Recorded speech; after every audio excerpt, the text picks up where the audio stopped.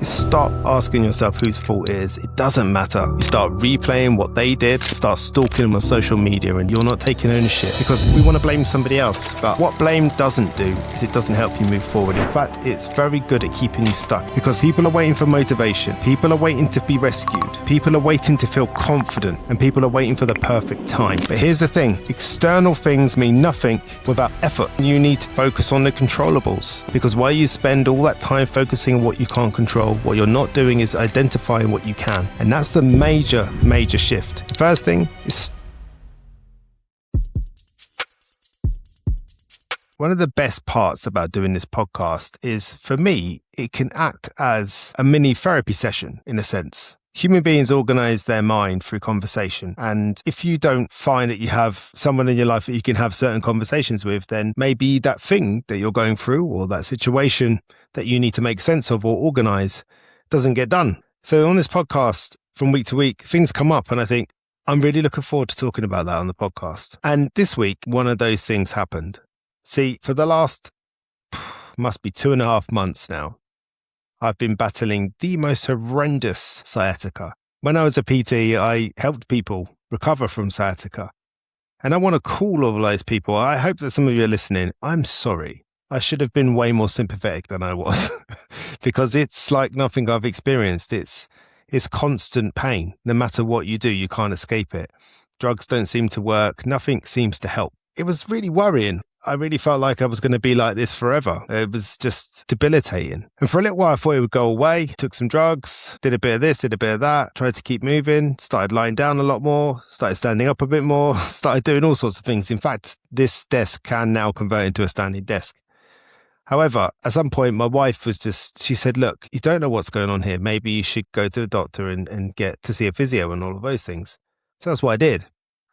And physio went for a process. Coincidentally, a month or so before that, I had a MRI, so they were able to see that there was a dehydrated disc that is more than likely slipped. She didn't call it that, she called it something else, but that's the general consensus, and it's very, very painful.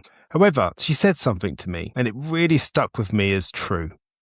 And I think it started this snowball effect of thoughts towards what's important when it comes to us and our mental health and our emotional health and the things that we go through inside. She said, nothing works better for you than the things that you will do for yourself. And what she was talking about is so true of our emotional state and the state of our lives and the things that are going on for us. I think a lot of the time we look for support, and that helps. Absolutely. Quite often we'll look for guidance. I certainly do. I go to my father-in-law, who's always sat and listened and provided a little bit of guidance here and there. And it's been invaluable. It's changed the direction of my life at times. But the truth of it is, no matter how much support you get and encouragement, no matter how much guidance you get, nothing will work better for you than the things that you do for yourself. That's the truth.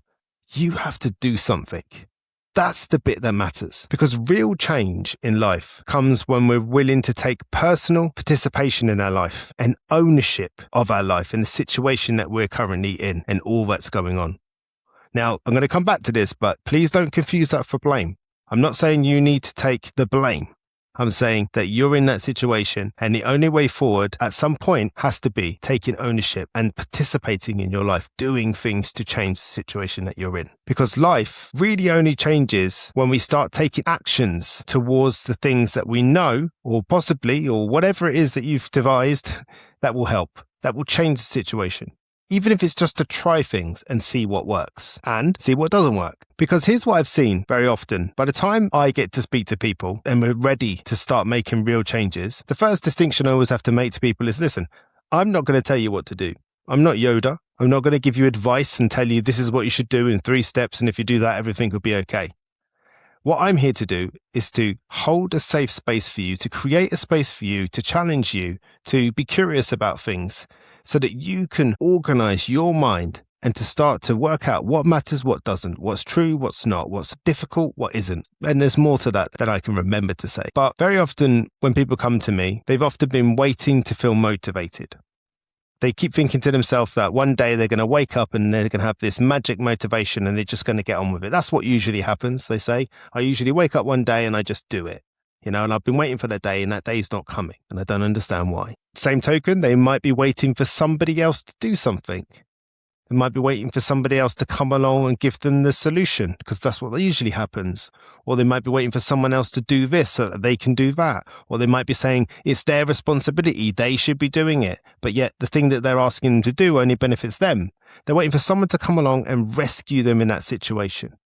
Or it might be as simple as they are behaving in a helpless way. They truly, truly, truly, bless their hearts, believe that they cannot influence this situation and that somebody else is the only person that can. And that could sometimes be a learned behavior, but that's a whole nother podcast. Other times, they don't have the confidence. They don't have the self-belief. And as I've said in other episodes, confidence is a reputation that you build with yourself. Perhaps you haven't built a strong enough reputation with yourself to believe that you can do difficult things. And that can be what stands in your way. And then other times, people are just waiting for the perfect time. When I get back from holiday, that's when I'm going to start that new workout. When I get to the end of this course or this busy period, or when we've done the house move, or when we've got to this amount of money, whatever it is that you've putting in the way, you're waiting for that perfect time. You believe that when you get to that point, that somehow overnight, everything that's holding you back is just going to change. It's just going to become doable and you're going to get on with it and do it. People are waiting for motivation. People are waiting to be rescued. People are waiting to feel confident. And people are waiting for the perfect time. But here's the thing. External things mean nothing without effort. The willingness, the wanting to put the effort in. And sometimes you're willing to put the effort in, but you don't know what to do. Put the effort into figuring out what to do. Sounds logical. I say all this like I have got all the answers and that I do this all the time. Nope, this stuff catches me all the time. In fact, that's the purpose of this podcast today. I realized that the way that I've been living my life wasn't okay and that it had contributed for a long time, and I knew it had, to the way that I've been feeling recently. For a long time, I'm committing myself to reading, to watching documentaries, to following certain people on social media as ways of trying to find out information about why I've been feeling the way I've been feeling and what I could do about it. But here's the thing. Information without application changes absolutely nothing. Sweet FA. Because nothing changes until you are willing to participate in your own growth. So going back to my sciatica, the only thing that is going to help me with my sciatica is to change the way that I live my life. The reason I have sciatica is because I've been driving a lot recently, but really before that, I knew.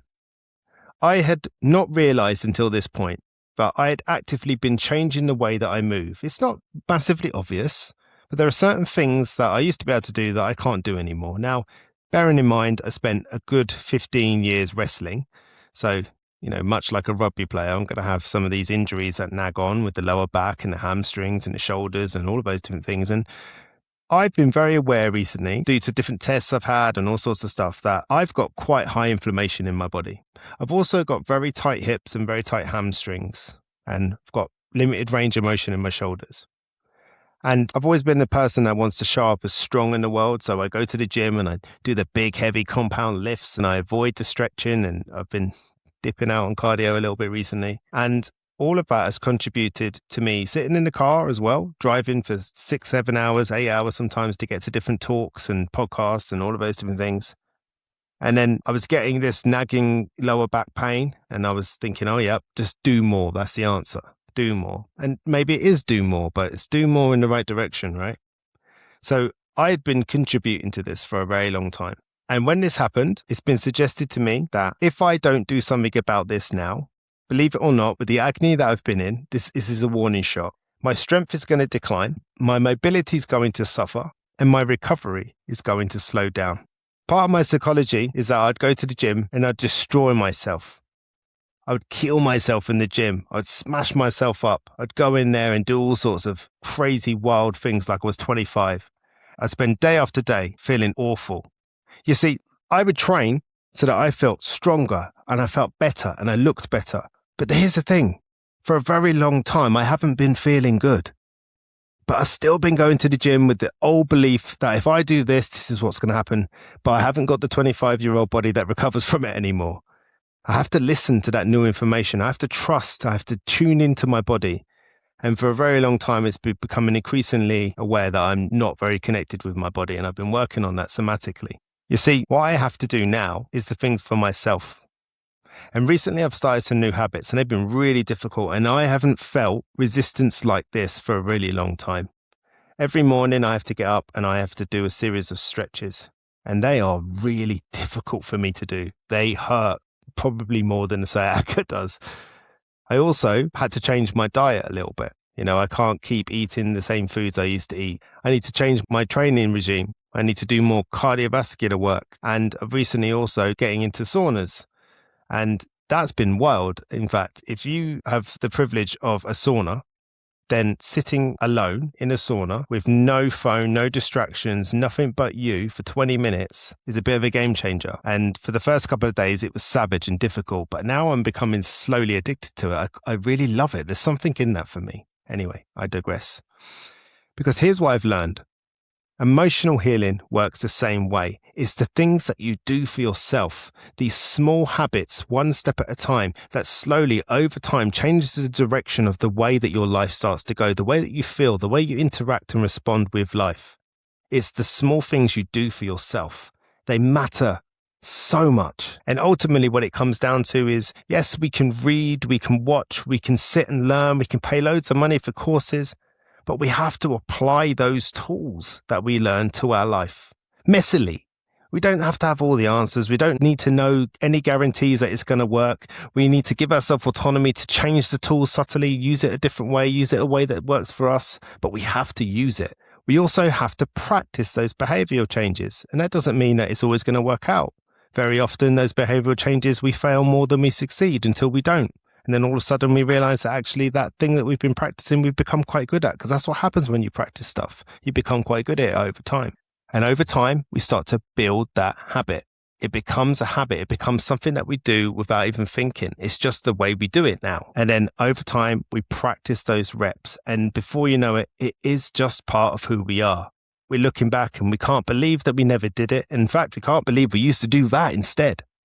So that's the formula for me. It's applying that tool, is practicing those behavioral changes. And that word practice is really important. Practice removes the pressure of perfection. We practice. We leave ourselves open to failure, which is fine. It's all part of the process. It's all part of learning. Like a baby learning to walk, standing up, falling down. It doesn't just say, oh, I don't want to walk anymore. It keeps getting up and trying. And in that moment, it's learning to strengthen its legs, and it's learning what it's doing wrong and what works better. That's how the process works. So we apply those tools, we practice those behavioral changes, we build those habits, and we do those reps. That's the way that we want to take this forward. But the whole time we know that our rehab, whether it be physical or emotional, is our responsibility, because that's the key part here. We're taking responsibility, accountability, ownership of what we want and how we get there. Now, that doesn't necessarily mean that everything's going to go your way. In fact, more often than not, it won't. But that's okay, because we learn from those experiences. Doesn't mean they don't hurt. Doesn't mean you don't want to throw stuff and swear. You can do that. Just don't throw at people and don't smash anything expensive. That would be my advice anyway. I don't give advice often. So why do people not do it? Much like anything in self-development, I make it sound really easy, right? It isn't easy. But why do people not do these things? Well, frankly, really simply, really obviously, taking ownership is uncomfortable. Taking ownership is very, very uncomfortable. It feels like blame. It feels like so much could go wrong and it could all be your fault. Yes, that could happen. But more often than not, what you think is going to happen is nowhere near as bad as you think it's going to be. Because when you take responsibility, it removes excuses. That also stops us from doing it, because we don't have any more excuses. We've got no one to blame. We feel very exposed. It feels very, very difficult. And then often we want to blame somebody else. We want to pass over the accountability and responsibility. You see, I understand it's very human to blame. Very, very human to blame. But what blame doesn't do is it doesn't help you move forward. In fact, it's very good at keeping you stuck in the same place, which is usually somewhere around anger, frustration, something that's negative and doesn't really help. It's not very helpful to blame other people. What's more important is the impact. And we'll move on to that in a minute. Because blaming someone else can feel safer emotionally. That's the truth of it.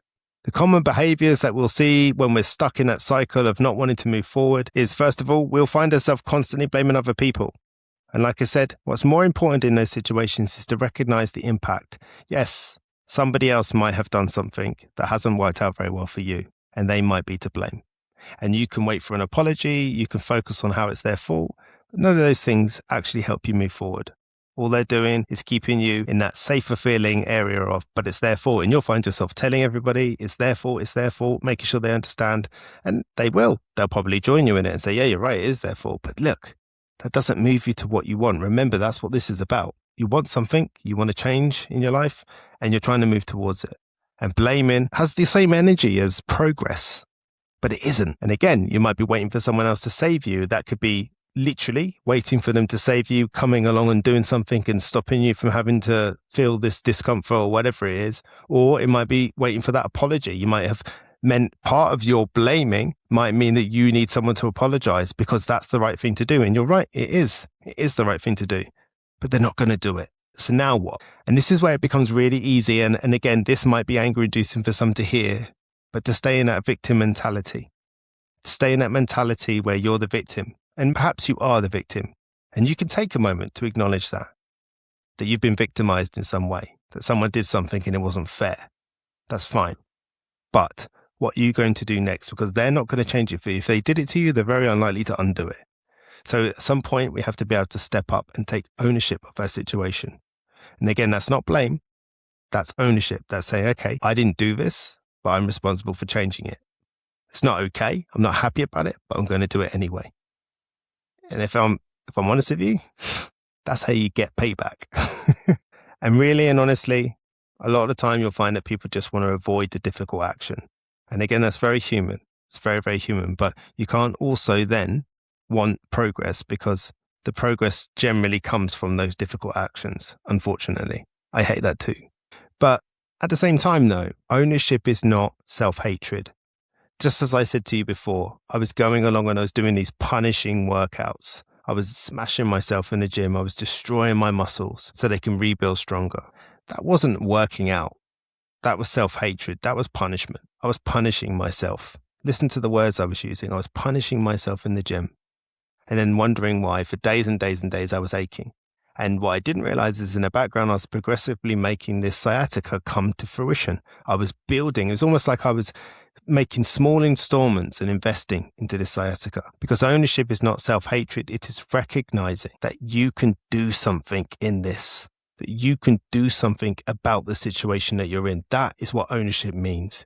It doesn't mean that you're taking the blame. It doesn't mean you need to bully yourself and to tell yourself that you should have done better or you should have done this, whatever you start to do. It means that you are giving yourself some sort of autonomy again. You are taking back your power. You are stepping up and saying to yourself, okay, this is not my fault, but it is my responsibility. I'm going to take ownership of this and I'm going to move forward. And over time, you'll start to believe that you're that type of person. And the next time it happens, it'll be slightly easier. And then the next time it happens, it'll be slightly easier again, until you become the type of person that steps up when times get hard and takes ownership of your life when it gets really difficult, because ownership gives you your power back. So this might sound a little bit messy. You might go, I don't really know what you mean, Johnny. So what are some signs that you're not taking ownership?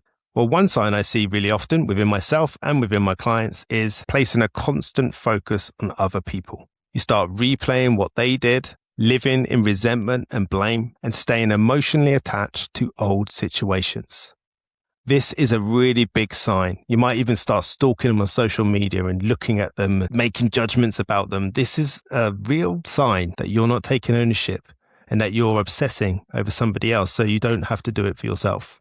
Another sign is that you're consuming more than you are applying. You're listening to endless podcasts. You're reading endless books. You're consuming endless social media videos or YouTube videos, whichever. You're learning on courses without implementation. You're mistaking now knowing some information for progress. These are all little traps that we play on ourselves in order to make ourselves feel better about our inaction. But unfortunately, that's all we're really doing. As I said before, the third sign, waiting to feel ready. You're waiting for confidence before action, waiting for some feeling of certainty, or you just have this crippling fear and delay progress. These are all signs that you're waiting to feel ready. Another sign, again, that you're living in the past. You're defining present life through old pain, using the past as a permanent explanation, or you're just simply refusing to move forward. Now, I want to hold some compassion here. I understand that you do all these things. I understand why I've done these things. I may well do them again. What I'm doing here is I'm going to be that reflection for the situation that you're probably thinking about right now as you listen to this podcast.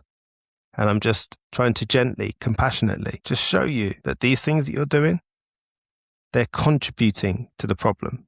They're compounding the problem even further. Because here's the thing, reflection, that's healthy. But taking residence in the past, that isn't. I understand that you keep thinking about the past. You have these daydreams about what you could have done differently. And maybe if you'd done this, maybe if you'd done that, things would be different. But here's the thing, that's a fantasy. That feels like progress because in your mind, you're righting that wrong. But in real life, it's not as clean as that. It's not as simple as that. It's not as easy as that. It's slightly more difficult. That's why you want to feel ready. That's why you want the confidence. But it's not going to come. Instead, you're going to use up days, weeks, months, years of your life procrastinating, replaying those moments over and over again in your mind until at some point it just feels too late and it feels like you can never change that thing. That's generally when we start to use the word stuck. So now I've thoroughly depressed you. How do we take ownership? It can be simple. Simple in theory, difficult in practice, but it is possible and it's actually a lot easier once you start than you think it's going to be. The first thing is stop asking yourself whose fault it is. It doesn't matter at this point. It doesn't matter. What matters is what you're going to do next, what you want, how you're going to influence this situation. A better thing to ask yourself is, what's my next responsibility and what can I do now? Another thing to do is to focus on the controllables. There's plenty that's out of your control. It feels overwhelming. It feels like you're trapped, but you're not. Because while you spend all that time focusing on what you can't control, what you're not doing is identifying what you can. Here are the things you can't control. You can't control other people. You don't always get to control your options. You rarely get the chance to control the timing. You can never control the past. And very rarely, unless you're really good at kidding yourself, can you control the outcome. But the things you can control control how much effort you put into the situation. You can control your attitude towards it. Outwardly, that is, not inward. Sometimes you will hate doing it, but you won't let them know that. That's helpful. You can control your consistency, how often you show up, how often you put that effort and that attitude into things. You can control how prepared you are, and you can control to some degree your reactions to what happens next. These are the things that you can do over the things you can't. And that's the major shift in the psychology here, is to stop focusing or to practice focusing on what you can control, not what you can't control. If you find yourself using words like not and can't and shouldn't and all these different things, then take a pause, remind yourself of this and move forward in a different direction. Another point that I make is keep those small promises to yourself. I've done an entire podcast about this because ultimately that's what's leading towards the confidence that I'm going to move on to in a second. And it doesn't have to be big things. It can be small things. It's always small things, in fact. Just waking up on time, whatever that time is that you decide, and be kind to yourself. Don't tell yourself it's 4 a.m. because it doesn't have to be. If you set a time for yourself to wake up in the morning, get up at that time. Exercise when you say you're going to, whether that's in the gym or just going for a 10-minute walk. Drink more water than you usually would if you tell yourself that you need to do that, even if it's 10 minutes before bed. If you're getting up at 3 o'clock in the morning, do not blame me. If you set yourself a task, finish it. And if you need to have a difficult conversation with somebody, have it. Because it all works towards building self-trust, which ultimately is what this whole thing's about. It's learning to trust yourself over others. It's learning that you are the type of person that shows up for yourself. That if you say you're going to do things, then you do them. Because if you can't have confidence in yourself, how can you expect anyone else to see that confidence in you or to have confidence in you? You see, confidence comes from evidence. That repeated action builds internal credibility. And that kind of discipline creates self-respect over time. Now, discipline sounds like a word like I'm saying punish. I'm not saying that. Be disciplined, but also be compassionate. Be disciplined within the realms of what's fair. Because as we're continuously learning, self-respect is earned through self-leadership. Now, I have to caveat all of this by saying there's this thing that happens. Once people see what they haven't been doing, they first of all realize how obvious it is, and it usually always is obvious, but they then start to have regrets. They start to say to themselves, I wish I had done this. Why didn't I do that? I'm this for doing that or for not doing that, whichever it is. And many people stay trapped in that I should have or the if only, because regret becomes destructive when they live there emotionally. That's the truth. And an important perspective to remember is the past versions of you lack your current awareness. That's a big one. You didn't know what you know now. So how could you have made a different decision? Growth means evolving. That means doing things differently. Even if it doesn't feel right, it won't feel right because you've never done it that way before. But doing things differently generally leads to growth. Or at the very least, doing things the same rarely leads to growth. And here's the most important part. Life's about learning lessons. And sometimes that's through making mistakes, through failing. But we have to practice learning these lessons without living in shame. Shame has never helped anybody. Again, it's that constant thinking about why you're bad. But here's the thing. Reflection should create wisdom, not paralysis. If you're not doing anything, it's not wisdom. So learn the lessons without becoming imprisoned by the memory. So this has unexpectedly turned into a bit of a longer episode than I thought it'd be. But if I was to bring it all together, I would say this. Nobody can do your rehab for you. Nobody can build your discipline for you. And nobody can create your future for you. That's all your responsibility, just like it's mine. And I'm learning that in real time, the hard way, because transformation comes from participation. Your small, consistent actions matter, and ownership creates freedom and power. And for all this time, I've been trying and failing, trying and succeeding, then trying and failing again. I've learned that nothing works better for you than the things that you do for yourself, and that your future is built by participation, because taking ownership is the next step. So as you can see for this episode, it's been a little bit of self-talk. It has really landed with me. It's so interesting how the same problems in our life, they feel like you conquered them. They feel like they go away, but all they do is they go away and they reinvent themselves and come back as something that looks different, but it's the same. It's the same thing again. And for me, it was about realizing that much of my childhood, I did feel quite helpless. I was a victim, but now I'm not. And sometimes that can become a default if I'm not careful. I was in physical pain. I was lying up and I didn't see what I could do. And all I was focusing on was the things I couldn't do. I couldn't stand for too long, couldn't sit for too long. I was in pain, all of these things. And they were true. And I have to validate that. But at the same time, while I was doing that, I wasn't focusing on what I can do. And it was so interesting. As soon as I flip that switch and I start focusing on the things I can control, things started to improve. And I just know that no matter what's going on in your life right now, that the same can happen for you. So thank you for listening. If you want to go and check out the Self-Made Audit, as I continuously say, it's changing lives. It's nice and easy. It takes about 5 minutes. It's 12 questions. And if I'm honest with you, it's an absolute game changer. So go and check that out. You'll find it in the description. Thank you for listening, and I'll see you next week for another episode of the Johnny Lawrence Podcast.